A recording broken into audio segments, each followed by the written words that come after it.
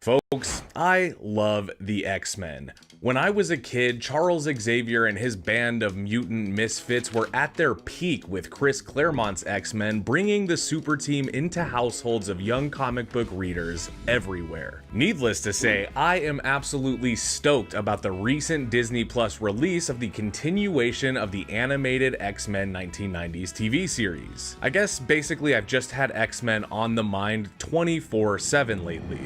I'm not kidding, I've been wearing this sweatshirt for like the last 2 weeks. And seeing as how I was let down by the last couple of movies we reviewed on this show, I decided today I'm gonna be selfish and review a movie that I love. A movie that breathed new life into the decaying franchise with exciting new timelines and a fresh filmmaker with bright eyes and a real passion for comics. A movie that promised a very exciting future for the Fox X-Men universe.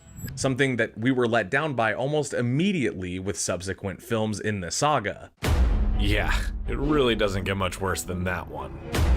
Oh my god, I actually didn't think it could get worse, but at least now... what the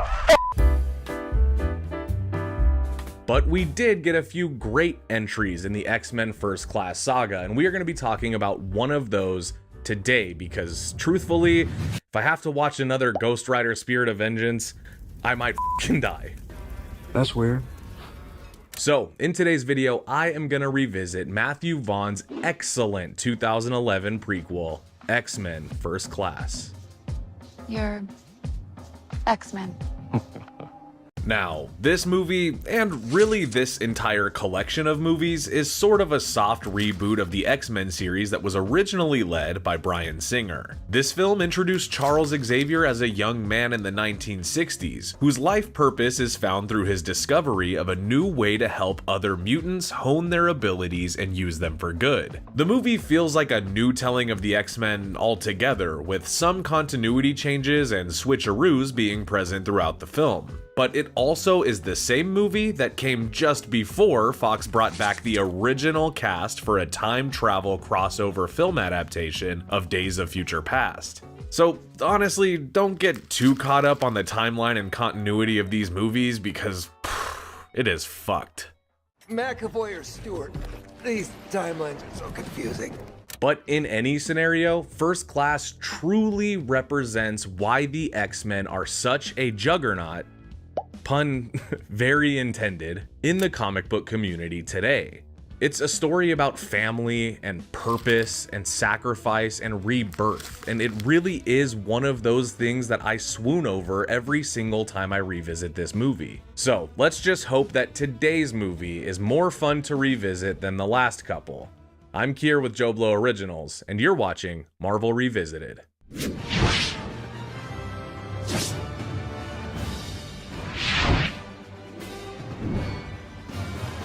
2011's X-Men First Class follows the early years of Charles Xavier and his ambitions to find others like him and show them that they're not alone. The movie serves as a prequel to the original Fox trilogy, but does rewrite some history here and there to make the movie a little less tethered to its predecessor. We see an 11-year-old Raven Darkholme sneaking around Xavier's childhood house looking for food in the middle of the night. When Charles senses her with his blossoming abilities, he confronts her and immediately befriends her as he notes that she's the first mutant that he's ever encountered outside of himself.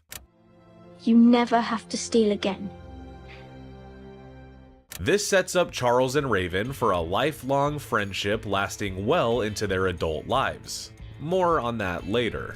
In contrast, we also get an extended version of Magneto's origin scene from the 2000 X-Men film, with Eric Lehnsherr being taken from his family at a Nazi camp when his magnetic abilities show themselves for the first time. This scene is very similar to that of the original X-Men film, and it nicely paints a contrast between Eric and Charles that will ultimately lead to a rivalry down the line. See, this movie is really interested in showing us the roots of the X-Men and the Brotherhood of Mutants, and how they started as one singular cause that split into two opposing factions. This shit is X-Men through and through, true believers.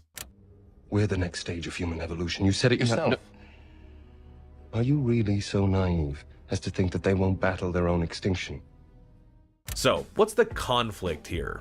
Well, similar to many of the other entries in this franchise, the X-Men will find themselves at odds with the US government, as well as the Russian military and an underground group of extremist mutants known as the Hellfire Club, led by Sebastian Shaw, aka Black King, a Nazi mutant who was responsible for killing Eric's parents in the camps and whose abilities allow him to absorb energy and store it in his body to be dispensed at his will. Meaning, if you shoot this guy, he can absorb the force of the bullet and send it back your way with the ease of a hand wave. The energy that he absorbs keeps him almost ageless, so while he was an adult when he met Eric as a child in the camp, he now is the same age as Eric and Charles, and the years have not really affected him.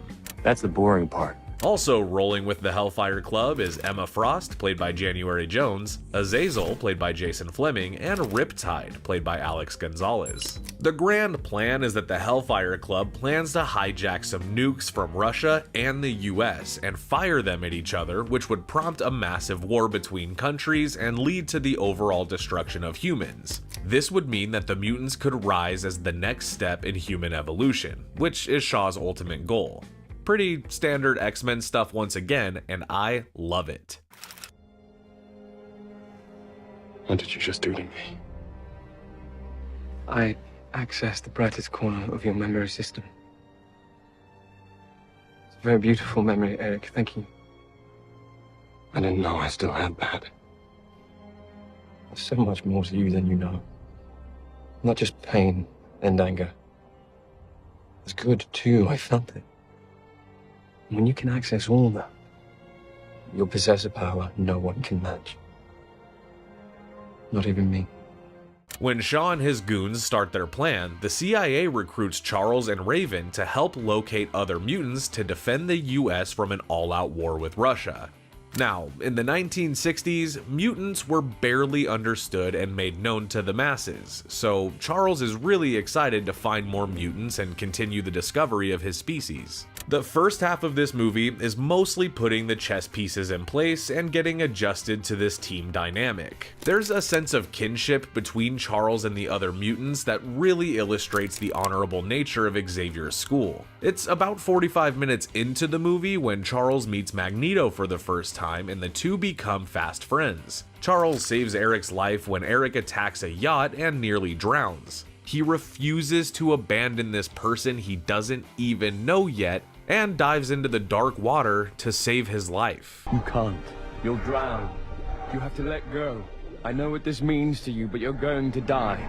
Then he recruits him to the CIA's New Mutant division. The relationship between Magneto and Professor X is also something to be appreciated in this movie. The scene in the middle of the film where Eric and Charles go on the road to find and recruit other mutants is so much fun and so full of character moments that make these two surrogate brothers a very believable duo. What the hell does the government want with a guy like Alex Summers? Hope you're not planning on putting him with others. These recruits include Zoe Kravitz as Angel, of course J-Law as Mystique, Nicholas Hoult as Beast, Caleb Landry Jones as Banshee, Eddie Gathegi as Darwin, and Lucas Till as Havoc. Oh, and how about when they try to recruit Wolverine, and this is what happens. Excuse me, I'm Eric Lensher. Charles Xavier. Go fuck yourself. Okay, so up until this point in the movie, it's been mostly enjoyable and a little bit soapy character and plot development. It can be very difficult to establish believable character dynamics when you have this many mutants sharing the screen, but Vaughn really did do a good job of keeping it tight and only focusing on the interesting stuff. How would you like a job where you get to keep your clothes on? But then we got to a scene in the movie that I didn't love.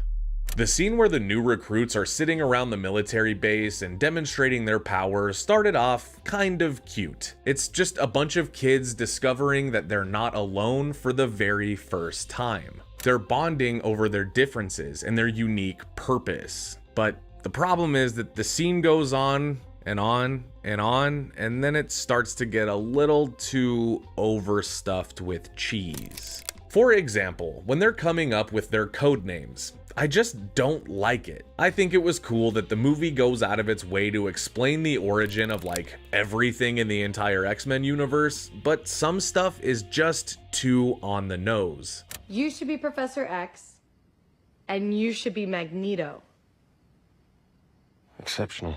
I also didn't really like that for most of this movie's runtime, Beast wasn't blue or furry. Now, I know that that is technically comic book accurate, but the Beast that we know and love is blue and furry, so just give us that. Don't you see? This is who you were meant to be. See, the origin that they give him is that he didn't actually have that much of a physical mutation. He just had really strong bat-like feet, and he was extremely smart. Basically Beast without the blue. Then when he tries to cure Mystique of her physical blue mutation, he turns himself blue and fuzzy and becomes the Beast that we all know and love. And I'm going to talk a little bit more about that later. But then we get to Mystique, who is also not blue for most of the movie. Now look, I get that sitting in a makeup chair for 6 to 10 hours can be draining. It sounds exhausting, it truly does. But if that's the case, I don't want to see Jennifer Lawrence in the movie as Jennifer Lawrence if she's meant to play Mystique. You get what I'm saying? Although I will say, thanks to this movie, this line in X2. Then why not stay in disguise all the time? You know? Look like everyone else. Because we shouldn't have to. That line has a lot more bite now that we've seen this movie and we know what Raven went through as a blue mutant. I guess now that I think of it, I actually don't really hate it that much. Never forget. Mutant and proud. Now, I mentioned some retcons that happen in this movie, and I guess now is probably the time to explain that. While some of these changes aren't as blatant, they do have some impact on the original story. For example, it's never explicitly said in X-Men 2000 that Mystique and Charles aren't family, but if this movie is canon, which it is very weird that it never got referenced or even hinted at in the original trilogy. Just feels like a retcon. Or how Shaw is the first owner of the Magneto helmet that blocks Charles from getting into his head. Not quite a retcon, but also Charles seems surprised by the helmet in X-Men 2000, which wouldn't make any sense in this movie's history. I mean, I guess it's no secret that the Fox X-Men franchise has a seriously fucked up timeline and so many continuity errors that even a movie like Days of Future Past couldn't fix them all. But here's the odd thing. It's really not enough to distract me from how much I like this movie. You gotta remember, folks, the X-Men is meant to be sort of a soap opera that focuses on misfit mutants that choose to anonymously protect the very humans that fear and hate them. It's meant to be bold with its interpersonal relationships that make us care about the person behind the superpowers. Continuity aside, this movie does that. Now, let's look at some scenes that really make this movie worth the rewatch. The scene where Magneto kills the pig farmer and the tailor is iconic. Seeing Michael Fassbender's rage and lust for revenge fuel his power is classic Magneto. Let's just say I'm Frankenstein's monster.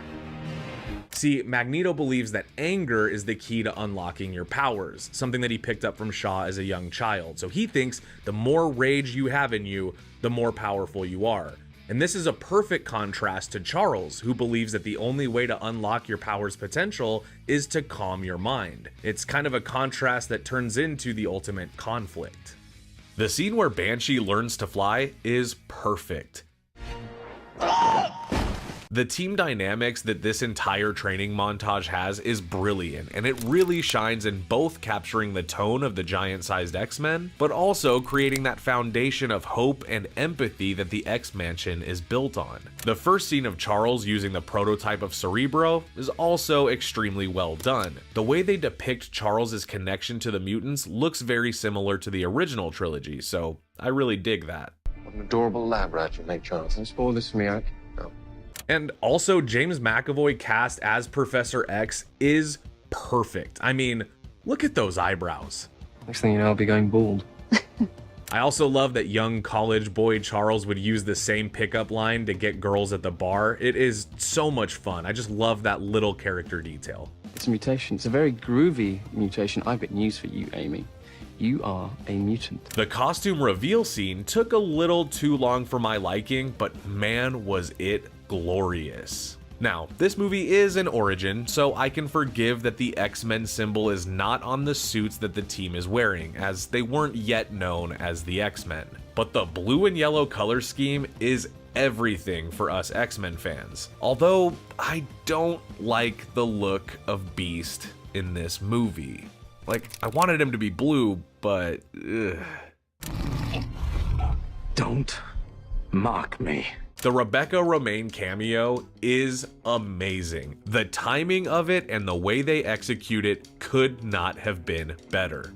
And finally, the entire final battle of this movie is fantastic.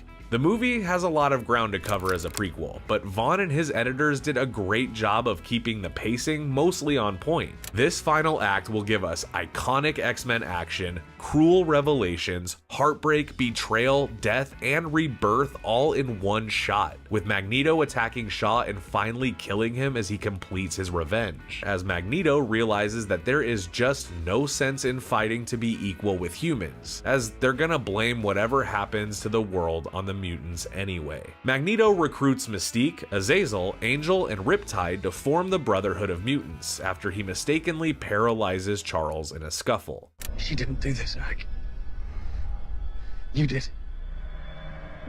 And just like that, the divide between the X-Men and the Brotherhood of Mutants begins, and we pick up with the official opening of Xavier's School for Gifted Youngsters. Whew. This movie is 2 hours and 15 minutes long, and I almost want to immediately rewatch it just for that final battle. It's so good. This movie shines in its casting of strong leads in James McAvoy and Michael Fassbender. It delivers on action, humor, political thrillers, and even a really cute group dynamic. All things that I would say I need from my X-Men. My X-Men. 8 out of 10, this movie kicks ass. But of course, I want to hear from you guys. What did you think of X-Men First Class? And are you currently watching X-Men 97? And if so, what are you thinking about it? All that and whatever else you want to tell me down in the comments below. As always, guys, make sure you like the video and subscribe for the very best in movie content. And I will see you in the next episode. Goodbye.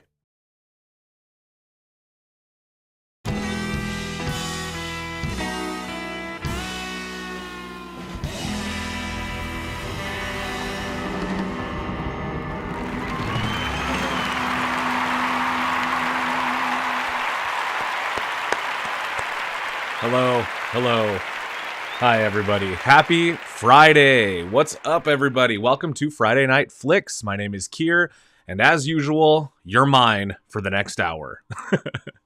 What's up, guys? It looks like we've already got some people in here, 58 according to what I can see, so hello to all of you. Hope you guys are having a good Friday. It's a nice freezing cold stormy night here for me, so it's nice to just get cozied up, turn on the lights, and come at you live. We got a lot of stuff to cover today, everybody. Actually, let's kick off the live with this. Darnell, yes, I left the email that you need to email in the show notes or in the comments of last week's live stream. What you want to do is email arrow@joeblow.com. So I will put that back in the comments a little bit later, and I will also make sure that Arrow checks his junk mail. But don't worry, I did get asked about that, and we were waiting on you. So I'm glad you're here. We'll figure that out, and we'll get you your Daredevil figure, man. CW says, hola queso pasta. I think what you mean is hola que pasa, and not much. Good to see you. Douglas J. Browning is here. Hello, thank you for being here. Okay. Don't worry, Darnell. I will have Arrow check his junk folder, and we will get that out to you ASAP. No worries, brother. We got you. All right. Ooh, Carlos wants to know when he can join a live stream. Well, Carlos, what are you doing this month? What are your plans the next couple of Fridays? Let's talk. Hit me up after the stream, man. For sure. But Darnell, definitely don't worry, man. We're gonna get your Daredevil figure out to you. Whew, you guys, it has been a good week for movie lovers. For movie news, there's all kinds of juicy stuff for us to get into today. It's going to be kind of a lot, but I think the main thing that we're going to spend the show looking at is going to be some of these Marvel leaks that have been coming out, because they're a little bit insane and they're starting to get a lot of buzz, and I'm starting to wonder if these were leaks or if this is kind of a promo plan from Marvel. So we're going to get into all that. Cartoon Man already hits me with my favorite Oscar winner last Sunday. Had to be, I mean, I'm really happy for Sean Baker. We're also going to talk about the Oscars today. I have a review, kind of, or just some points I wanted to talk about. I think, for me, maybe Sean Baker for Best Editor. And the reason is because I specifically mentioned this in my Valentine's Day stream. I think Anora had some kick-ass editing, and it was direct. I mean, that movie, I think, won 4 Oscars. On Sunday, and that was one of my favorite films of last year. So I think the Sean Baker editing win had to be my favorite. Although, if you guys watch the Oscars, maybe you'll know what I mean when I say that Adrian Brody gave the longest fucking speech. The whole time, the only thing that was running through my mind was that Punch Drunk Love clip that I also played on my Valentine's Day stream. And if you guys don't remember it, this is what it was. I'm going to play it for you now. This is all I could think about when Adrian Brody was... Shut up! Shut the fuck up! You have no right to take me. Shut up! Will you shut up? Shut up! Shut up! That was my thought the whole time. I was like, dude, you're just saying a bunch of words. My impression of it was just, he just used a bunch of, 50-cent words, a bunch of silver dollar words. He's like, the complexity and the delicacy of the opportunity. And I was like, dude, let's get on with, where's Conan at to save us here, man? Woo! Anyway, yeah, so we'll talk a little bit more about the Oscars, but I also want to get into the Marvel leaks and the Shrek 5 backlash. There's some 007 updates that I want to get into. I got so much stuff, so we'll see what we have time for, but without further ado, let's jump into some Marvel stuff and take a look. If you guys haven't seen these leaks, I'm going to show them here. As to my knowledge, Marvel, Feige, if you're watching this, don't make me the only person that gets consequences for showing these images, okay? Okay? Because we want to share them with people, and I think you want us to. So let's take a look. I've got some of the images here. We're just going to run through them. There's 5 or 6 that we're going to take a look at, and we're going to start with these ones here. The reason I want to start with these is because, to me, these were the ones that I was the least, jaw-dropping over. These were the ones that I found the least interesting, I guess, although still kind of confusing and interesting. So this first one here, we've got, it looks like White Vision, although I have something to say about his face. Nothing bad, but I do have something to say about it. But that's supposed to be White Vision, and obviously Star-Lord. Looks like they're just kind of kicking back, eating some pizza. Looks like they're maybe like catching a game or something. It's kind of hard to see what the context of the scene is, but they're kind of broing down on the couch. For backstory, if you guys haven't seen this, the leaks are supposedly from Marvel's Avengers Doomsday and potentially some other projects. It's kind of unclear. But for those of you that don't know, this is the new Avengers Infinity War situation. They're building up to this next mainstay kind of crossover event. And this supposedly is official artwork that has been leaked from one of the concept designers on the movie. So far as we know, this is all completely legitimate.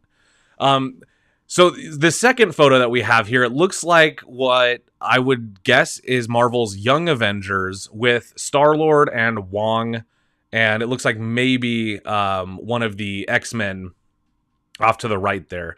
I can't remember that little dude's name. I did see a breakdown on this, but I can't quite remember. It's not a mutant I'm familiar with, and that's coming from an X-Men guy. So maybe I'm missing something here. But yeah, let's take a look at who... Oh, okay, don't worry. I'm going to get to some of these other pictures. Don't worry, guys. Yeah, I don't know exactly, like, what the context for either of these shots are, but I will say I'm a little bit unimpressed with this kind of team-up shot with the Young Avengers here, because, I mean, it's cool to see Star-Lord. I guess there was a tease at the end of Guardians 3 that he'd be back one way or another. We should have known that this is probably what that was. But the Young Avengers don't look like a very stacked team of heroes if you were to compare them to, say the actual Avengers. You've got, you know, the new Hawkeye, or, you know, whatever we're calling her. You've got, what's her name? Catherine Newman from Ant-Man 3. It's Ant-Man's daughter there. You've got Speed, who is one of Wanda's boys. And then, of course, you've got Wiccan from Agatha. And then you've got Ms. Marvel over there, kind of doughy-eyed, looking at Huang. Oh, his name is Dupe, and he's OP. Okay, cool. Dupe. Thank you, Darnell. I'm gonna look into Dupe. This little Slimer kind of Voldemort baby looking guy off to the side here is an X-Men called Dupe, which is a name that I quite enjoy. Yeah, let me know if you guys have seen these. Let me know. So now, yeah, some of you are saying that you don't think that these are leaks. Here's my thought process on that, kind of. I think there's two kinds of leaks, right? There's leaks that are unintentional, like when you accidentally piss your pants on a road trip or something. I'm not saying that's happened to me fairly recently. I'm just saying. And then there's also the kind of leaks that are more or less free marketing strategies, right? Where you put a little breadcrumb of something out there and then you let the internet propel that thing into everyone else's face, right? And that's kind of a way of getting the audience to start promoting your thing long before it comes out, or long before you have to spend any actual dollars on the marketing. This is kind of, you know, akin. A good example of this would be like when the maybe not a great example, but when the creepy clown phenomenon was happening during the It remakes by Andy Muschietti, and we were seeing on the news all these creepy clowns popping up. I was one of those people. I was of the mind that that was some kind of marketing thing from either Warner Brothers or the Muschietti's production company, just to kind of get hype around the movie. And I think that this is kind of a similar sitch, right? What we're looking at here is official artwork that was put into an artist portfolio online before the movie comes out. And my guess would be that was probably requested by Marvel to do. My guess. But let me know what you guys think of these. Let's take a look at some other ones here. We've got this one. This one I thought was very interesting because there's kind of there's a lot of characters in here, and I have some guesses as to what might be going down. Now, Avengers Doomsday, for those of you that don't know, is going to star Robert Downey Jr. as Victor Von Doom. And I think the big fear that we all had, besides the fact that you're using the arguably the most iconic MCU casting to kind of, you know, portray one of the most iconic Marvel villains. It just didn't make a lot of sense, right? There was a split decision. Some people thought it was kind of smart. Some people were like, I'm interested. I have to know more before I, you know, get on, you know, either side of the camp.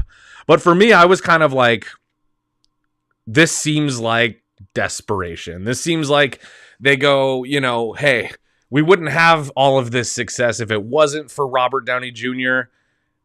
We've been kind of dipping a little bit in the public interest. Maybe it's a good idea to bring back somebody to really jack up the excitement and also confuse people enough to be talking about it online like we're doing right this very second, months before this movie comes out. So this image gives me a little more hope, because if Robert Downey Jr. is to be playing the only Doctor Doom in these movies, then what we're looking at here is God Emperor Doom, which is to the core Doctor Doom, the character. There's no Iron Doom in that story arc. Now, of course, they can always change things, but it gives me a little more hope that the Doctor Doom character is going to be, you know, is going to have less semblance of Iron Man in there. Because what I don't want, really, I don't want to hear Robert Downey Jr.'s voice sarcastically ripping quips as Doctor Doom. That's going to completely throw me out of this whole thing. And whatever big, bold swing Marvel's trying to do right now with this, it seems to me that they want us to know that they are taking this character seriously, at the very least. But here's what we've got. We've got, looks like God Emperor Doom, kind of a superior Doctor Doom situation. We've got what seems to be here Doctor Strange, and I've heard rumors that this is supposed to be Sheriff Strange. And looks like you can see potentially some Fantastic Four. Maybe that is Sue Storm off to the right. And, you know, as for the other people, your guess is as good as mine. But this is pretty good stuff. I think that what caught my eye immediately was that this almost appears to be some kind of Game of Thrones, like medieval setting. This very much looks like a medieval setting, which kind of confirms other rumors that we've gotten about this film potentially being set or leading to the creation of Battleworld, which in the Marvel sphere is basically just a big multiverse pile of shit that has different factions and different kind of territories, all built of different multiversal beings. I mean, this is the multiverse saga. I would say that this and Secret Wars has to kind of culminate in something like that. It does kind of leave you going, man, this is going to be fucking messy if they don't stick that landing, though. You know? Cowboy says, I hope Jessica Jones comes back soon. Yeah, me too. Actually, last week in my Daredevil Born Again stream, we talked about the 10 things I wanted to see, and one of those 10 things was The Defenders, but specifically Jessica Jones. I liked her show. I thought it was good. Rosa G, hi, how are you? Thank you so much for being here. Hope you're doing well. Yeah, She-Hulk is coming back. She-Hulk is coming back. If you guys want to see the next image, there we go. You can see not only does it look like we're getting some kind of, you know, illusion, some kind of hint to a new Black Panther. Maybe this is a variant. Maybe this is T'Challa's son aged up a lot. Kind of hard to know for sure, but I'm loving the Black Panther costume with the cape. That's one that, if you guys read some of the comics, some of these variants of Black Panther or older versions, or even some of the newer versions, they have capes and more armor, and I think this looks really good. Shrek 8, says Brian P. Yeah, Shrek 8. We're going to talk about Shrek later, so I hope you're excited for that. Yeah, and then this next one, I thought was a really interesting piece of concept art, this Hulk one, because if you look at it, and let me make it a little bit bigger, if you look at it, not only are we looking at, obviously, Bruce Banner Hulk, and then we're looking at She-Hulk, and then we're looking at Scar, Hulk's son from the end of She-Hulk. Hopefully he'll have more to do in this. But if you notice, the folks in the background, some of them, almost all of them, are also green. So wherever they are, and this is also kind of some sort of medieval, you know, setting, let's assume that this here is Battleworld. I think what this is that shroud of land where all the Hulk radiation people live, which I believe is called Hulk World or Hulkland or Greenland. I think it's Greenland is what it's called. So Darnell League Chad. I'm looking at some of your guys' comments. Damson Idris has been my pick for the next Black Panther. I don't know exactly who that is, but I will look it up. Hulk and Shrek crossover multiverse. Yeah, dude, you know, they did say this is why we're going to talk about Shrek. Who knows anymore? I always make the joke in every single movie I see now. I was watching Conclave last night with my wife. By the way, if you haven't seen Conclave, a really good movie. Just so good. It's definitely one of those ones that I was a little bit intimidated going into because I'm not Catholic and I don't know anything about the church and I don't really give a shit. But then watching that movie, man, I cared about every inch of that policy. Every inch of that conclave was intense. But I was making a joke that, you know, at the end I was like, well, there's probably a post-credit scene where Nick Fury's going to come out and, you know, recruit one of these guys, recruit the new pope. And so now I don't know. We did hear rumors that the new Shrek movie was going to be set in a different world. There was official word on that. So if it's set in a different world, everybody's biggest fear, same for me, is that means that Shrek is going to be set in like the real world, which would really blow. Or it could mean that Shrek is popping up as a Hulk crossover. You know what? I'm going to go with that. I think I just like that. Yeah, Bootzilla, I had kind of the same thought about Conclave. I like boring movies. I like slow movies. I like slow, long movies even. Like that's kind of, especially like today's a rainy day. Conclave would have hit different today. But it was awesome yesterday too. But yeah, man, I just thought Conclave would be a little bit too like heady for me to get into because I don't know anything about Catholic, like the Catholic Church. I know nothing about that. And I was just intimidated by like the amount of, knowledge I needed or felt like I needed going into the movie. Nah. The movie does a really good job of just throwing you into it and then you pick it up right away. They make it very easy. Yeah, somehow RDJ returned. They always find a way. After Iron Man died, they were like, Robert Downey Jr. will return. You're like, why? What's the point of killing him if he's just going to come back? All right, now speaking of Robert Downey Jr., the big kahuna. This is really the Marvel concept leak that I was excited for. This one here. You guys, look at how gorgeous Doctor Doom is looking. I know it's just a concept art, but seriously, like, put it in a 16:9 frame, chuck it up on the wall. That's an official artworks, That thing looks good, man. Here's what I'm excited for. Number one, the cape is there. It looks like they're not doing tech. It looks like they're doing, like, Doctor Doom, like a mixture of, maybe some tech, but really it looks like magic, right? And that's kind of Doctor Doom's deal. This gives me some hope. I'm not all the way there. I'm not all the way sold. In fact, let me pull up. You know what? Let's break this down, and then I'm going to pull up what Robert Downey Jr. has said about this all. Okay, because seeing this picture, I think there's a little bit of relief that'll come from at least the design of Doctor Doom is good, and then Robert Downey Jr. has made a statement, which I think will also hopefully put some of your minds at ease for you MCU fans out there, right? Now, keep in mind, I'm not the biggest fan of the overall MCU, but I do the homework for you guys, and I do it for the sake of, I don't know, I'm a completionist. But I'm not the overall biggest fan of the MCU. And I think in general, what we're seeing right now is new things come out of the MCU that are exciting. Like Daredevil Born Again, which for me, the first 2 episodes hit. We'll talk about that a little bit later.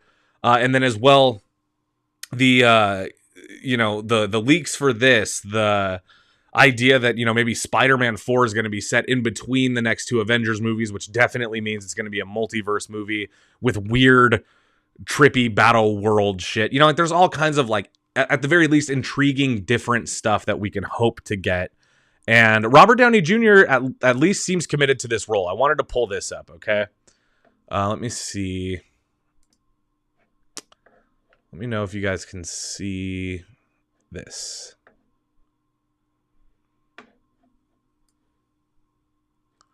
Okay, looks like you guys can see that. And let me put the comments over here so you can tell me. Cool. Yeah, so Robert Downey Jr., let me go over to this article. Supposedly says he's been, or at least the Russos say this, that he's been getting deep into Doctor Doom. he's balls deep. He's Downey deep in Doctor Doom. Say that 5 times fast. Robert Downey is Downey deep in Doctor Doom. Yeah, so this is interesting. He's had input on a lot of aspects of this character, or at the very least, he's taken the initiative to provide himself with some backstory, some character development. Even if none of that, you hear actors all the time say that they write backstories for their characters. Even if none of it makes it into the movie, it's just for the sake of having an anchor of motivation. I'm not an actor.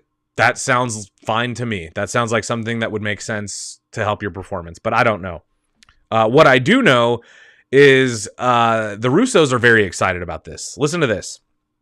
While speaking with Entertainment Tonight, Joe Russo said Downey Jr. is in the midst of a, quote, very intense process developing the character. He's so immersed in it. He's so dialed in. And he also added, that's the kind of artist he is. That's the kind of actor he is. Pretty intense stuff, no? Here, let me go back to me. Sorry, I just realized you guys probably couldn't see me, but hopefully you can see my screen. Pretty intense is how Russo describes this. I like Robert Downey Jr. so much that like I'm having a hard time criticizing the idea that he could be Doctor Doom. I believe in Robert Downey Jr. as the character. And like, in some ways, like, yeah, the only reason that this is really like off-putting is because he played Iron Man, right? Like, I think it would be like fine or like normal amount of hate if he had never played Iron Man and he was just now being cast as Doctor Doom. But it's just gonna be hard to look at RDJ and not see Tony Stark. So hopefully they got him in the steel mask. Hopefully maybe it's a reveal where we see, oh my god, it looks like Tony. This confuses everybody. And then boom, he's back in that mask. He's shooting lightning out of his fingertips, and everybody can forget for 5 minutes that Robert Downey Jr. is the one bringing us the heat. Okay? That's my hope, at the very least. What do you guys hope? You know? So yeah, this is probably my favorite leak of the artwork that was. There was also some concept design of, I think, a Lady Ultron, like an Ultron type joint, but I'm not really sure what they were doing with that, and I didn't care that much. These were the ones that I thought really gave us something to look at. But yeah, having RDJ as anybody else in the MCU does cheapen the sacrifice that Iron Man made at the end of Endgame, but I also think that Kevin Feige and Marvel Studios are aware of that, and so whatever they have going on, they must have planned for that level of, you know, detachment from the character. Yeah, it looks like most of you guys agree, for sure. All right, let me get to some of your guys. It looks like you guys are having some awesome comments in here, and I want to get to. I want my piece of it. I want to get in. Axton Commander, hello, Axton Commander. Let me give you a little hello here. Hello there. Hello there. That one's for you. Axton Commander says, RDJ return is great and all, but I don't think that would be enough. They don't have the momentum they had during the Infinity Saga. I agree. I think that they're kind of petering out, not petering in, you know? That's been something I've been saying all week. I'm not really sure why. It seems applicable to many things I'd be talking about. But yeah, you know, I kind of agree with this. I do think it gives Marvel some juice. But if you look back on, like, I mean, it's easy for us now to look back on the MCU and see, like, you know, like, some of it's good, some of it's bad. But during the Infinity Saga, I think that was obviously peak Marvel, but I think that was a time when, like, it almost seemed like Marvel couldn't fuck things up.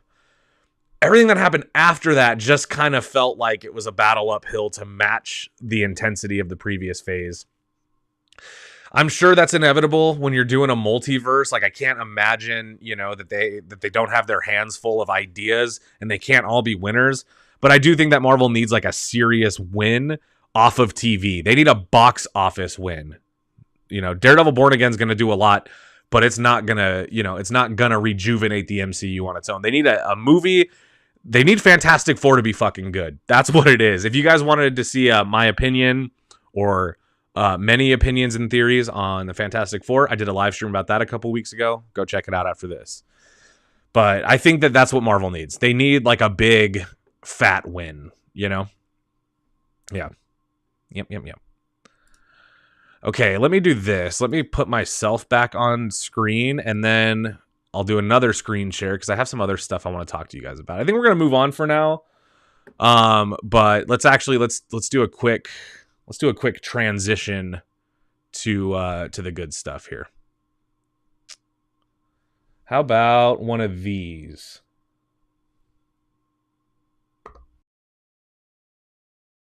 I know, it's great, right? Another!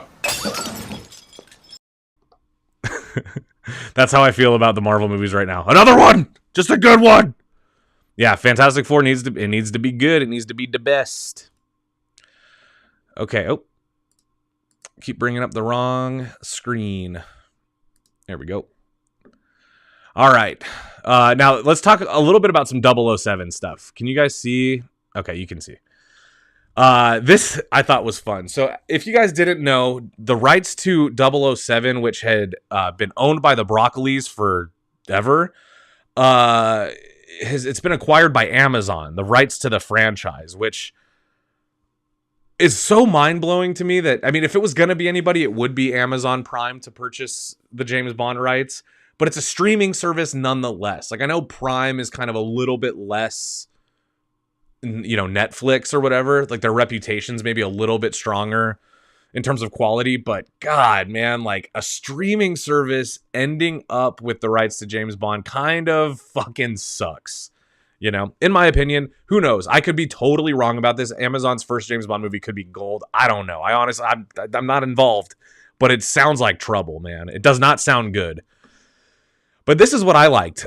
Recently, Longlegs director, son of Anthony Perkins, who you can see in my Psycho poster, he's right there. His son, Oz Perkins, who was the director of Longlegs, Gretel and Hansel, probably one of my favorite horror movies of 2019, and the recent film The Monkey, was asked in an interview, check this out, in an interview with IndieWire, a fan asked him if he would be interested in directing a James Bond movie. They said, "Are you open to directing a Bond movie or trilogy? If so, who would you cast as your version of Bond?" And Perkins quickly replied, "No, because fuck Jeff Bezos." All right, dude. Quite punk rock indeed. I think that's funny. I mean, obviously nobody has come to Oz Perkins and been like, "Yo, do you want to direct a James Bond movie?" To be honest, I could see it. He's got the kind of, he understands how to make a thriller, that's for sure. But it is funny. It is funny because Osgood Perkins, number one, would be a out of the blue directing hire for James Bond. But then also the fact that he's like, I would never even consider such things because fuck Amazon. I think that's funny. Yeah, of course, Christopher Nolan was Amazon's top. I mean, Christopher Nolan would probably be anyone's top choice as a director. My guess would be Amazon would put some serious dollars behind that to secure it. I'm wondering, would he do it? He would do a good job, but would he want to do it? I think like his Batman trilogy, for example, it's a big IP, and he, to date has made what I think people see as the best version of live action Batman. I love Matt Reeves as the Batman, but I gotta say, like, The Dark Knight is probably the quintessential Batman movie in live action. And, so Nolan knows how to handle big IP. He knows how to handle franchise success. But my question is, would he want to dedicate, the time it takes to make a Bond movie, especially a Bond reboot? This would be a whole new Bond. Would he want to do it when, he's out there making the types of movies that make $1 billion at the box office, off of either historical events or adaptations, I don't know. Maybe if he adapted like one of the OG Ian Fleming books, I bet he would want to do something like that, which would be cool. Yeah, Cowboy said, this is cool. A noir style Bond movie would be cool. I just think whatever they do next with Bond, it's gotta be different because the evolution of James Bond over the years has been one thing. Like, you do see, by the time you get to Daniel Craig, that's probably the most like visceral James Bond.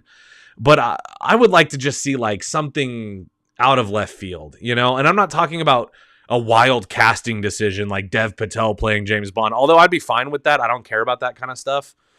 I mean something different in terms of like, give us like a James Bond like we've never seen. Give us a James Bond that has a little bit of that Ethan Hunt and then a little bit of that, Christopher Nolan, maybe like noir kind of,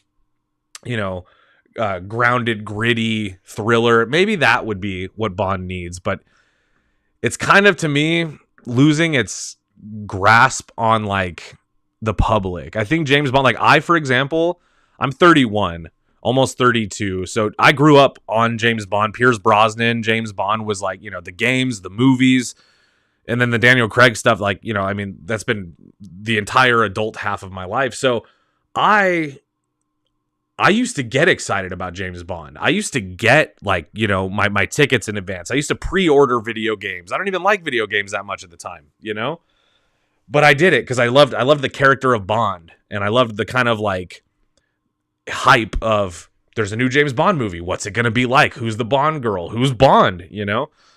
But I think like by the time we got to some of the final Craig movies, I would see them, but I stopped getting them opening day. I stopped going on Friday night or Friday morning to see the Bond movies. And I started going, you know what? I'll just wait for that one. I'll check it out when it's out, or I'll go see it on a day when I have nothing better to do. And I think that now I'm at a point where, and I thought No Time to Die was fine. I know that movie got a lot of hate. I thought it was fine. It just, I don't know. The franchise to me needs something new, needs something extremely fresh. Samuel Parker, Agent M will be an Alexa machine in the next movie, and James Bond will go to space again in the in a Blue Origin rocket. Oh God, you know, yeah, maybe, and it'll say Amazon on the side of it, right? Just for good branding. That's what they're gonna do. It's gonna be like David Fincher's The Killer, but because James Bond is owned by Amazon now, they're gonna have it where he just gets all of his fucking gadgets instead of having Q. He's gonna get his gadgets from Amazon. Oh, dude, the GoldenEye video game was fucking it, dude. I had it on Nintendo 64. I don't know what you played it on. I played it on the N64. My brother and I, dude, when we were kids, would play that game for hours because there was a multiplayer mode that was so fun. It's kind of like Call of Duty, way ahead of its time. You would just hunt each other and kill each other as you know, whichever character you chose to be. And man, that game was so fun. That game was also, though, N64 used to be ruthless. Like, that game was hard. That was a hard, like a difficult video game to play. Oh, Mike. I can't say your full name because it'll sound like I'm saying something else, which I'm assuming is on purpose. Hilarious. Let's give you a little round of applause for that. Yes. You say all Bond movies are kind of the same. I think that's the point, though. Yes, I agree. I don't think they're all the same. But there is a formula, right? In the words of Randy Meeks from Scream, there's a formula, a very simple formula. But I want to see that formula be maybe not broken, but just see it be expanded. What else can we add to the formula to make it new and make it zesty, right? Yeah, the Bond legacy is kind of vanilla. I agree. It's getting a little stale, you know? I think my favorite Bond is Pierce Brosnan. I liked Daniel Craig a lot, though. I would just like to see, like, the next Bond, maybe somebody a little younger, maybe a newer Bond. Why don't we do a Bond where he's young and, like, before he's as good as he is, you know? Maybe, like, his first week is 007. Or are we tired of origin stories altogether? You know, I've been seeing a lot of kind of shade get thrown towards the idea of doing origin stories for any popular IP anymore because they've been done so many times. But with Bond, I think you could kind of rewrite some of that stuff to make a new Bond and do an origin story that would be kind of like, not even an origin, just like kind of like a new recruit story that would be kind of punchy, you know? Sean Connery. You know, the thing about Sean Connery's Bond is, in my opinion, he's like the look of Bond that I like, you know, like that, like very classic James Bond. He kind of had the tuxedo and the hair as good as it could get. But it's hard not to hear Sean Connery. Not saying that's a bad thing. Just saying, you know, it's like James Bond if he was Scottish instead of English, you know? All right, let's go back to the news. So yeah, I don't know. Osgood Perkins says, fuck Jeff Bezos and doesn't want to do James Bond. Who do you guys think should direct Bond other than Christopher Nolan? Let me know. Comment. Oh, did you guys see? I thought this would be fun. Speaking of Scream. Boom! Look at this. We have some news. Some new cast added to Scream. Now, we knew about Scott Foley and Matthew Lillard, which are kind of, to me, kind of the biggest question marks in this movie, until we got our most recent casting officially confirmed, which, as you can see right here, is David Arquette as Dewey Riley. Maybe this is what we need. How about this one?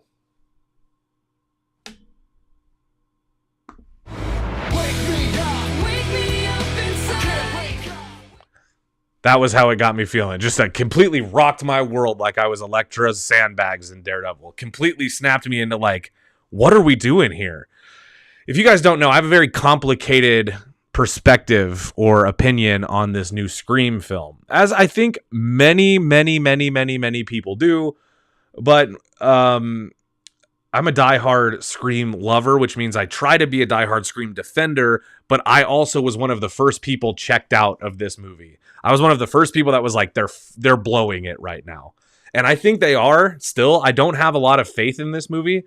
Why? I just think this is not the movie they were planning on making. So what they've done is tried to scramble something else together. I agree with Glindlebro83. He says, by the way, welcome back, bro. Glad you're here. He says, Dewey will be back in flashbacks or as a ghost, calling it now. Here's what flashbacks, fine. Flashbacks, fine. Flashback to a time when he was still alive. I get that. The ghost thing, I think, is kind of supposed to be exclusive to Sam seeing Billy Loomis, her dad. That's the only time in the Scream universe that has happened. And I think that should be the only time that happens. That's something Sam can do or does or has that not everybody in the franchise does. And Sam isn't in the franchise anymore, so I don't know if they try to do like a Stu, like the Dexter thing. We talked about this before. Please don't do that. Please don't do that. If you're going to have Stu in it, have it be because Stu is alive. If you're going to have... I mean, it's weird that Scott Foley is in it as Roman because also dead. And that one you can't argue. He got popped in the head. He got shot in the face. So he's dead. Maybe Sydney has like a bad dream or some kind of like nightmare that he's back. And maybe that'll lead her down a rabbit hole to discover that Stu is back. But I also think that there's been some talk about potentially the killers in this movie using AI to trick Sydney into thinking that they're other people. And if that's the case, then what are we doing here? You know? Yeah, Hip Hop Legend, you're absolutely right. We don't need ghosts in Scream. We need ghost face. We don't need ghosts. Holla if you hear me. You know, I have spoken about that. I agree. Tommy Wiseau's James Bond. Yes, Mike. Uwe Boll and Tommy Wiseau, those are our James Bond directors. We'll have hi Mark, and then if Uwe Boll does it, Armie Hammer will probably play James Bond, and it'll still be called The Dark Knight. But yeah, I agree. We don't need ghosts in Scream. We need Ghostface. That's just what it is. But yeah, let me know what you guys think. I think if they're gonna have Dewey back, it's obviously got to be a flashback or something. Like he is dead. And to have him be back and alive, again, just like RDJ is Dr. Doom, but worse, would cheapen Dewey's death big time. I really think that would kind of undo what was an honorable and classic Dewey way to die. You know, he died protecting somebody and being a little bit dumb. And that's Dewey. And that's why we love him. So, you know, I don't know. Let's bring up this. This is something that I had. I was not anticipating talking about this on the show until I remembered that we had this image and that it's out there and I'm allowed to show it. So if you guys haven't seen this and you don't know what this is, maybe this will give you a better idea. Let me maybe zooming out a little, you can look at a certain hand accessory here that might give you a clue as to what we're looking at. Yeah, you see it? You see it. Okay, good. Yeah, this here, this is our first look at Lanterns on HBO, the Green Lanterns TV show. I love this image so much, and I think it has very little to do with anything other than Kyle Chandler's magnificent hair. Am I right? I kind of have the same hair as Jon Stewart here, but Hal Jordan, oh, beautiful, beautiful curly hair. No, this I'm excited, guys. If you don't know, I'm a DC boy. I love Marvel. The MCU's okay. I think DC has yet to really find what their cinematic universe is. You know, the Snyder stuff, some of it's okay, some of it is not for me. I actually kind of liked The Flash despite some of the problems, and The Flash is my favorite. You know, I'm all over the place with DC, but one thing that I really am to my core is a fan of the DC lore. I love the DC comics. I enjoy the, you know, what I can of the films, mostly the standout. Like Constantine is so good. The Batman is good. I like some of Nolan's trilogy, some of it. You know, I liked Peacemaker, for example. You know, Creature Commandos was okay. But I also am not somebody who thinks that all of this stuff needs to exist in one shared universe. I think that's cool. But I also think, like, sometimes that becomes the goal and then the quality suffers. And so with Lanterns, I was just like, finally, we're going to get some good Green Lantern stuff. And this first image kind of gives you a feel of what they're going for. They did say, the showrunners did confirm, this is kind of going to be a cosmic True Detective situation where it's going to have these fantastical Green Lantern, you know, elements as the main thing, surrounded by kind of True Detective, gritty crime story. If that turns you off, I get it. I kind of understand, but I also want everyone to keep in mind that the Green Lantern Corps, this is kind of what that is, you know? It kind of was a bummer for me when I found out it wasn't going to be set in space, but I know of many Green Lantern stories that take place on Earth. So it's okay. It makes sense, but it's a little bit disappointing. But then I see this image and I go, okay, now I get it. The vibe they're really going for is you got basically what I'm saying, mid-50s, almost retired Hal Jordan, okay? But he's still very much in the game. Look at him. He's fit. He looks great. He's got his cool boy jacket on. He's got his cool guy haircut, and he's got his ring on. Now, the ring looks pretty cool, but very basic. It just looks like a brass ring with a green emerald in it. But I'm cool with that. And it looks like Jon Stewart's going to be a newer, maybe less seasoned, but equally as driven Green Lantern, a newer Green Lantern. If you're not familiar with the lore, Jon Stewart is an artist, you know? Jon Stewart's sensitive. Jon Stewart is, in my opinion, the best Green Lantern.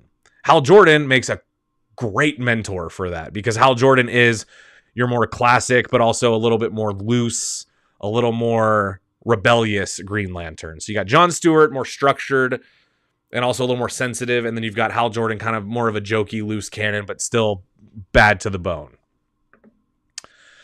Darnell Leak says, Flash is my favorite hero. Mine too. Hated Ezra as Barry. Me too. He was more like Wally. I agree. Yeah, the character of Barry Allen, even in the Flash TV show, was a little less Barry Allen than I would have liked. I think whoever they do next should do some research on who Barry Allen is, not who just the Flash is. Because we always end up getting these wacky youngster Flashes, and I like my Barry Allen especially to be an adult and act like an adult. That's one of the things that I love about the Flash, is like he's a scientist, you know, he's a serious man, you know. I like that.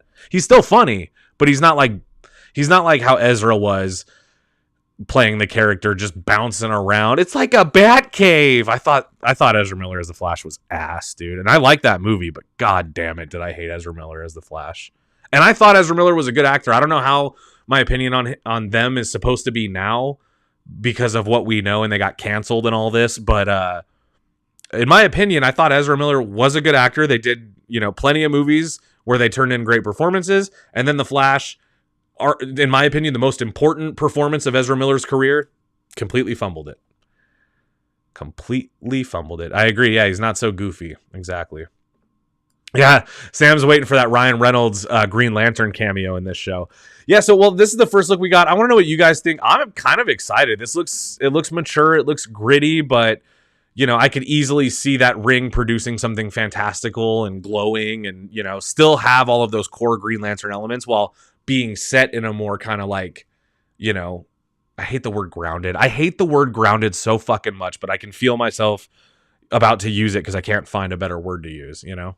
I don't like the word grounded to describe movies because, in my opinion, it's like grounded means good, and if it's not grounded, it means bad. Like, I don't like that. I think some grounded movies suck ass, you know? And I think some movies that are not grounded at all are amazing, like Big Fish, which, by the way, guys, hang out around the channel, browse around this week.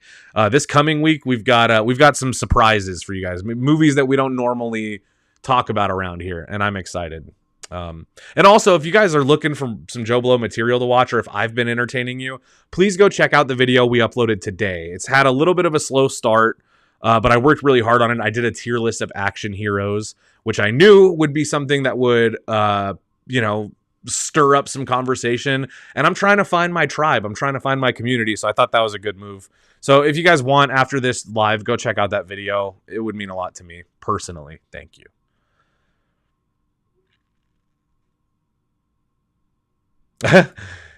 I love this, Cowboy. This doesn't really matter, but I always take a Flash 7 strawberry blonde or blonde hair. Yeah, that is funny because you're right. It doesn't matter at all. But when I picture the Flash, or like when I picture who I would want to play like Barry Allen as a more adult Barry Allen, it's usually somebody who's like strawberry blonde, like a Michael C. Hall, but younger, kind of, you know. Hip hop legend, how did you know? How did I mention, or did you comment that after I mentioned Big Fish? Or did you just comment that when I was, either way, if that comment was before I mentioned it, then you are a sidekick, okay? And you should join the X-Men, my man. Now how about some Shrek 5 drama? Have you guys seen this yet? Probably, right? You guys are online people, so you definitely have seen this. If you've been on TikTok at all, you saw this probably first. Let's take a look at this. Who's the fairest of them all? Why, Shrek, of course. The memes. Dad. So that's where this right here is where the controversy is coming from. What do you guys think? I don't want to say anything that's going to trigger anybody, but I understand why some people don't like this. But I also, like, to me, it's not a big deal. It looks like Shrek. You know, it's a little different. It's been a little polished. It's a little, what's the word? It's a little Pixar kind of, it's a little, it's a little updated. I don't mind this, as somebody who kind of grew up on Shrek. I think the first one came out in 99, right? So I was 7 years old. I think, Shrek's an important part of, of this generation, of millennials' lives, But I also, I'm not super taken back. I do get why some people don't like this, but I think I could overlook it. And I especially think if once we get a full trailer and we have more animation to look at, and it won't just be this one isolated clip, I think it will be okay. And I don't want to upset anybody, but I think we can all still go see the movie and trust that whether or not you love the animation, the movie will still be okay. But I don't know. There are bad Shrek movies. If you guys want, I'm sorry to be plugging a million videos today, but I did do a video last year, 2 years ago. I think it was 2 years ago. God, I'm getting old. I did an entire video about all of the Shrek movies in one video. It's just the entire Shrek franchise covered in one video by me after I had watched 4 Shrek movies. 2 of which loved. 1 of which, okay. 1 of which did not love. Go watch my video. You'll see what I mean. Okay, Hip Hop Legend, it was after you. You could have fooled me, dude. You could have fooled me and said that you wrote that before I mentioned it. Because, the comments are kind of lagged. And I probably would have believed you and been like, dude, read my palm. Am I going to live forever? Yeah, the animation just isn't a big deal to me. You see, same. I get why people don't like it. But to me, it's not going to be a deal breaker. Who's making this stuff? We do get a look at Pinocchio, which, okay, Pinocchio, I saw a video, I can't remember, it might have been Chris Parker, if you guys watch him, but I saw a video of somebody breaking down, the differences in animation, and they mentioned, Pinocchio was a big difference, but honestly, I would never have even noticed that Pinocchio looks different. Donkey and Fiona, for sure, you can notice. Shrek looks pretty much the same. Pinocchio, to me, I would have never noticed. And then we haven't seen... Zendaya, this character, since they were a baby. So also not a big deal, to me. But Bootzilla, not really into Shrek, but the first one was okay. I really like the first Shrek movie. I think it's hilarious. But yeah, let me know what you guys think about this trailer. Zendaya is in it, which is, a pretty big addition to the cast. But we could have expected that they were going to get somebody big. And specifically, Zendaya is, I think, about the same age as me, maybe a little bit younger. She probably grew up on Shrek the same way we did. So, yes. I agree with Hip Hop Legend 1,000% on this point. I don't know. The new Shrek look doesn't really bother me, but I'd kind of rather have a new Austin Powers. Same. Totally the same. The Austin Powers trilogy is one of my favorite film trilogies. I like Austin Powers more than I like James Bond. And it's a parody of James Bond, But, yeah, no, I agree, man. I think an Austin Powers 4 would be ideal. I can't believe Mike Myers always says that it's happening. And I cannot believe that it hasn't happened. Seth Green would do it. Mike Myers would do it. Obviously, you know, you could find any A-lister you want to be, you know, the femme fatale of the movie, the Felicity Shagwell or the Vanessa Kensington, you know, or the Foxy Cleopatra. I think Beyonce was probably, in my opinion, my favorite Austin Powers girl, but my favorite Austin Powers movie, I think it has to be The Spy Who Shagged Me, the second one with Heather Graham. That's a great one. Cowboy says, I'm super old, almost 50. I remember a Disney movie called Darby O'Gill and the Little People. Probably be controversial because of the title now, but it would be a great movie for current times. I've never heard of it, Cowboy. I will check it out. I will say, if you think 50 is old, man, it is not. It is not old, you know? 50 is not, dude, 50 is like the new, it's like the new sexy, okay? So Cowboy, take it from me, somebody who's also not old. You and me, we're not old, man. Not us, dude. UFO brother. Wait. It's you every time. Make a movie. What? Wait. It's you every time. Make a movie. Well, UFO brother, I will make a movie. Actually, hey, if you guys want to know, one of the weekends this month, I actually did make a movie, and it's a short film, and we're going to be showing that to you guys one of these days very soon. So I'm excited. It was my first film to ever get into a film festival, so I will share that with you guys very soon. Hip hop legend loves Darby O'Gill, and it has a young Sean Connery. Wow. Yeah, maybe I'll check that out. If it's a Disney movie, is it on Plus? If it's on Disney Plus, maybe I'll just put it on. You know, check it out.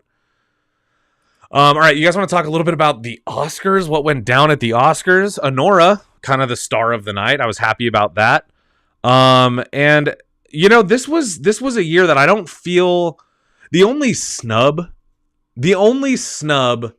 that I feel came out of the Oscars this year, like absolute snub, was Demi Moore for The Substance. What are we talking about? How did she not get one? Let her take it home, dude. That was awesome. You know, but instead, no. I mean, you know, Honora deserved it, so it's like hard. I'm like conflicted, right? I think one of my other favorite wins, though, to be honest, one of the best wins of last Sunday's Oscars was Flow, right? I mean, how sick is that? Let's give it up for Flow, actually. A Latvian film winning an Oscar with no budget. If you guys haven't seen Flow, that is a movie that I cannot recommend enough. Here's why. That's a movie that, it seems like now every movie is attached to like your own personal politics, which I find to be bullshit, but also how can we avoid it? It happens. I do it, you do it, we all do it. But I also think that like Flow is exactly what everybody needs. It's a movie that you can't really call anything. It's just a movie. There's no dialogue. There's no, character. I mean, there's character arcs and development for sure, but there's no character tropes. It's just animals. It's like watching the Discovery Channel, but with a first-hand view of an incredible story of survival. Man, I love that movie. It's short. It's an hour and 20 minutes. Please watch it.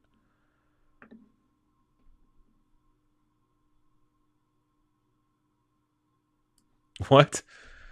I'm the best YouTuber ever. How do I show my face? Do you think my face isn't real? Is that what you think? Wait a minute.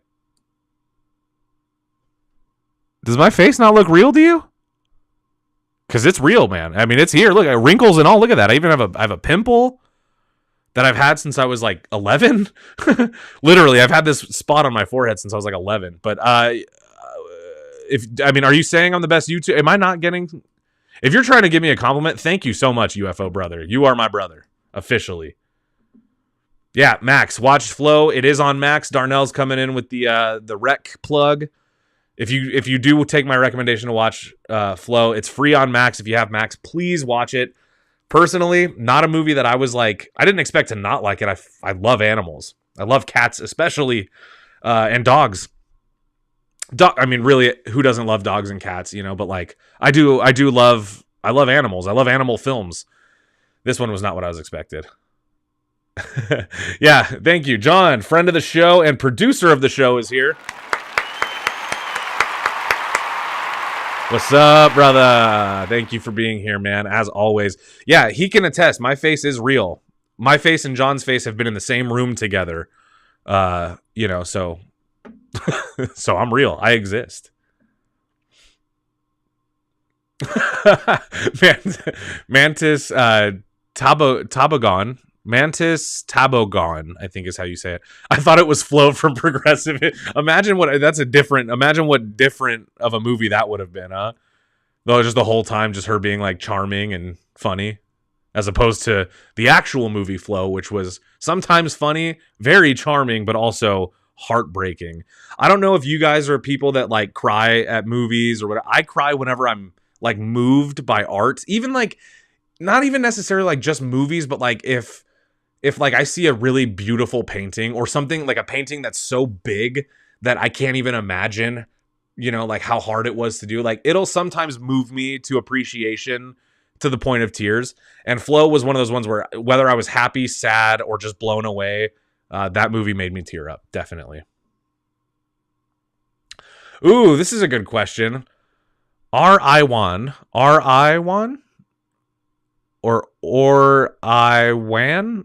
Honora or Basic Instinct, which is the better movie? I think Basic Instinct has better nudity, but I think I like Honora better than Basic Instinct. Although I do love Michael Douglas.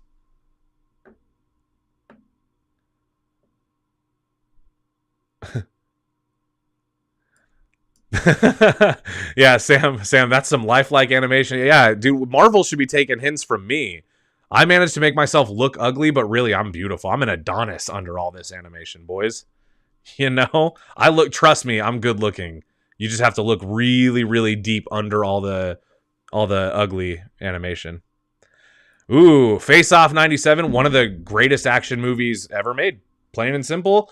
Face Off 97 is my favorite John Travolta movie. Might be my favorite Nicolas Cage movie. Yeah, after I hit 30, I cried. Brother, me too. Me too, dude. I'll tell you the most recent good cry I had. This is gonna sound so stupid.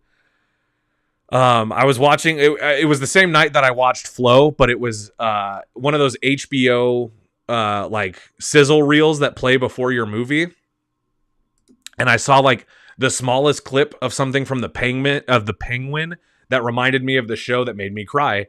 And in just seeing that little clip just reminded me of the show, and I had a little tear that I had to wipe away. And then Flo came on and I started crying. But that was the last like absurd, egregious where I was like, something has happened to me that now I just cry at art. I just love art that much, you know? I wish I could cry at my own art. Oh, this is a good question here. UFO brother, what's your favorite rapper movie? Like my favorite movie about a rapper? Is that what you're asking me, UFO brother? Because I can only really think of so many, but I would have to say Bodied is the best hip-hop movie ever made. Have you guys seen Bodied? It's 8 Mile in the sense that it's kind of an Eminem origin story, but it's like if it was completely false and hilarious and in today's world. It is so good.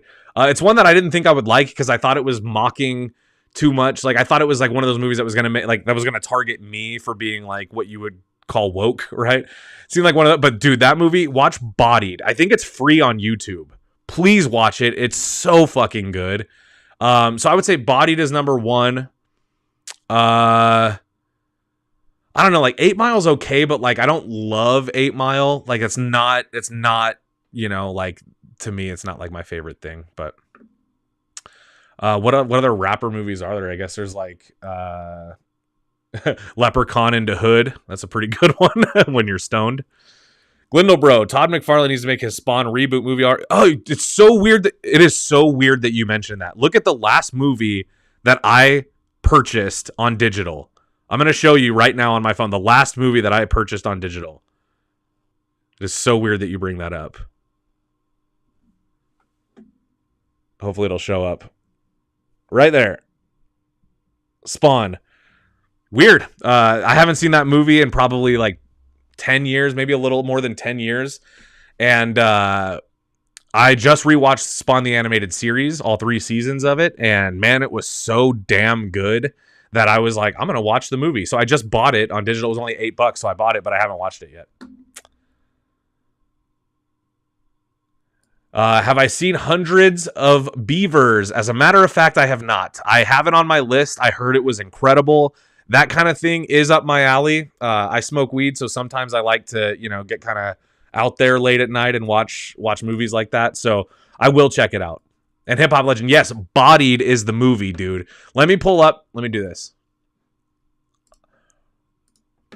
Bodied. I believe Eminem was a producer on it. I don't know if you guys like Eminem. I like some of his older stuff. That's, again, something very much from my generation. I grew up on Eminem. This is the movie Bodied. You guys got to check it out. This movie is really, really good. It's about battle rap. And even if you don't like rap, even if you don't like battle rap, this movie is worth it. It's so good, man. So good. UFO brother, yeah, if you like Eminem, then you definitely got to check out Bodied. I'm sure you've already seen it or heard of it. If you haven't, go check it out. My brother showed it to me. My brother is a huge hip-hop head. He loves the classics. He loves the new stuff. He's kind of one of those, like, the guy collects records, and he told me about that movie. He was like, dude, you're gonna appreciate this. It's an indie film, but it is funny, man. It's good. Oh yeah, dude, Malibu's Most Wanted. Jamie Kennedy, dude. Shrink, blinkety blink. Trying to make me think. Want to go to my sink and vomit. Clean it up with Comet. Earth is my planet. Why do I remember all that? Why do I remember all the raps, dude? Traffic. Looking for my chapstick. Feeling kind of car sick. There's a Ford Maverick. I'm dialed in, buddy. I'm dialed all the way in. All right, boys. You know what? It's been an hour. Osgood Perkins doesn't want to make a James Bond movie. If you take nothing else from this, take that. But the last thing, I do want to go. We're not going to watch the trailer because I heard that they're copyright striking anyone who tries it. But if you guys haven't seen, they did release the trailer for the canceled Powerpuff Girls CW show. And as much as it does look like shit, it was written by Diablo Cody, which makes me think that it's supposed to look like shit. And so I'm kind of interested to know what you guys think. Yes, Hip Hop Legend, please check it out. Please check it out tonight. I think it's free on YouTube, man. You got nothing to lose. Let me know if you like it. Obviously, you like hip hop. Obviously, you're a legend. So I'd be curious, as somebody, I love hip hop, but Did I make the Snow White movie coming out in March? No. But if I did, I would have hired real little people to play the 7 dwarfs. I don't know why they couldn't do that, but whatever. I'm going to see the movie anyway. Yeah. Yeah, the trailer. Don't watch the trailer for Bodied, Darnell. You don't ever watch the trailer for these kinds of things. You just watch the movie. You don't watch the trailer. I don't want to make it sound like I have a bad taste. I watched this movie 2 times, and I thought it was awesome. So don't watch the trailer. It's a cheap movie. It was probably made for, like, honestly, we probably could have made, that movie ourselves. But I like it. I think it's a good movie. I think it's fun. I definitely think it's funny. And in the words of Adrian Brody, the opportunity, the importance of the complexity of the role, and then they start playing the music. They start playing them off, and Cloudy's like, "And I'm not done, and I'm not done." And the performances and the. Shut up! Shut the fuck! You have no right to take. Shut up! Will you shut up? Shut up! Shut up! And that's what I wanted to leave you guys with. Oh, the power. Okay, thank God. Yeah, Darnell. Okay, thank you. I'm so sorry, dude. I'm so sorry. Yeah, the Powerpuff Girls trailer did look like shit. I thought you were talking about the Body trailer. I don't know. Yeah. The Powerpuff trailer did look like shit, but it was written by Diablo Cody, who wrote Lisa Frankenstein and Jennifer's Body. So those are 2 movies I love. So maybe it's good. I don't know. Halle Berry looks better now. Did you guys see her make out with Adrian Brody in front of his wife. How fucking crazy. Famous people will do whatever they want, man. Famous people will do whatever they want. They do not care. Wild. All right, guys. It's been a little over an hour. I love you all. Thank you so much for being here. Tonight was a great show. We had no technical difficulties. I'm getting that for show. Getting the hang of it. I'm getting that for show, dude. And I guess with all that being said, the only thing left for us to talk about, or I'm sorry, the only thing left to say is...